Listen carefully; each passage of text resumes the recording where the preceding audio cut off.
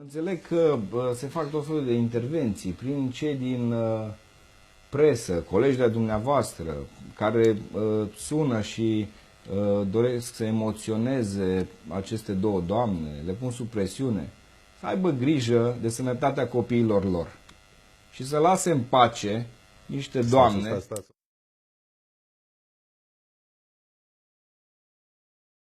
Doamna Elena Cărăușan, o femeie care și din zona de învățământ și din zona de cultură, o femeie sensibilă, să o pui să o bălăcărești tu la telefon că a făcut una sau a făcut cealaltă. Dar cine ești tu să o iei la telefon pe o doamnă care are kilometri cu pixul cât n-ai tu cu mașina?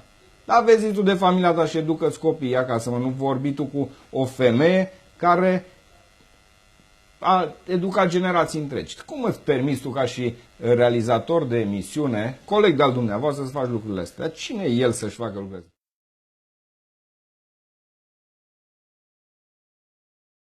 astea? Nu știu cum îl cheamă, Dobocan sau cum îl cheamă. Dar să fie sănătos cu familia lui. Îi refuz orice fel de emisiune. Nu, stați un pic. Și vă spun foarte clar, în momentul ăsta, refuz orice fel de emisiune la indivizi de acest gen. Dar rău faceți. Deci rău faceți, domn primar. Care nu au ce discuta cu mine, pentru că mi-au batjocorit familia. Au vorbit despre tatăl meu, despre mama mea. Fac tot fel de jocuri politice de 2 lei. Nu se poate așa ceva. Nu sunt bătaie de joc a nimănui. Nu m-a făcut pe mine nici unul, nici celălalt. Bun, astea sunt... Eu în locul dumneavoastră aș merge la orice fel de emisiune. Eu nu mă duc la orice fel de emisiune pentru că eu am onoare și demnitate. Nu sunt, pentru că sunt persoană publică și pentru că sunt primarul municipiului Baia Mare, nu înseamnă că trebuie să fiu batjocorit de un individ cum e colegul dumneavoastră. Nu accept acest lucru. Cu ce batjocorit? Cu tot ceea ce faci.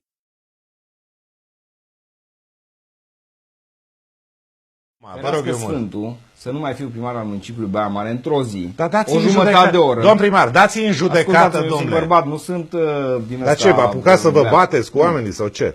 Dar m-am săturat să merg acasă și să o găsesc seara pe mama plângând că un individ de factură îndoielnică domn primar, tot înjură familia sau mă tot pune pe mine în tot felul de conjuncturi. Dați-i în judecată, ascultați-mă, lucrurile sunt simple.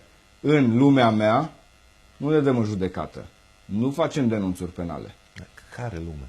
În lumea mea, oamenilor normali și oamenilor credincioși. Păi ce luați? Paloșul sau ce faceți? Nu luăm paloșul. Ne rugăm la Dumnezeu.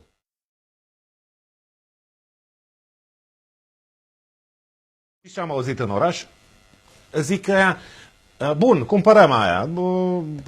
Prin licitație se ia la remin, nu? Da. Categoric, altfel n-ai cum, nu? Da. Dacă se scoate la vânzare.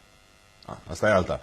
Dar dacă le cumpără Chereche sau Cherecheș, Consiliul Local Primărie Baia Mare, aia, și nu luăm capitală, titlul de capital, ce facem? Da, haideți să vă spun. Da, ăștia cu care vorbiți dumneavoastră proști, avem nevoie de parc industrial în Baia. Nu că-s proști, domn primar. Acum...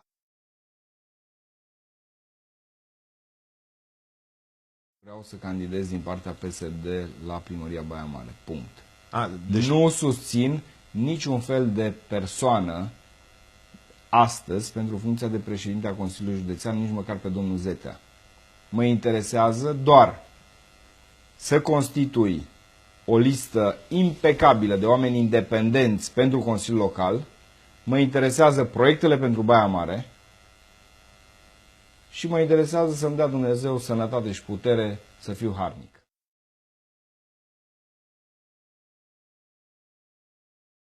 Vreți să mă îndrească în măsor?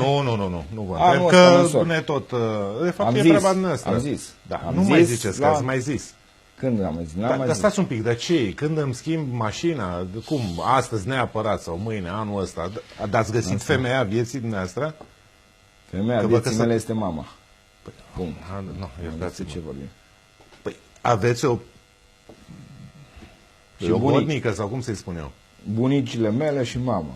Bunicile săracele nu mai sunt. Păi nu vă puteți căsători decât cu altcineva, știu eu, de vârsta noastră. Domnul Cătălin Cherecheș. Va fi bine.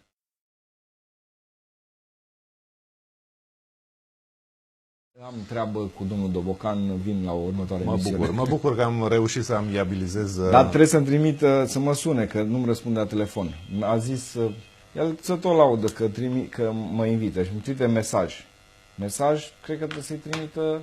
Eu am spus de la soției, început că la dumneavoastră mine. aveați un party cu el, da, și dați aici impresia de mari adversari. Normal că am un partiprică, doar l-am jurnalistic, l-am făcut om. Dacă nu eram eu ca subiect, păi el nu era realizator de emisiune niciodată.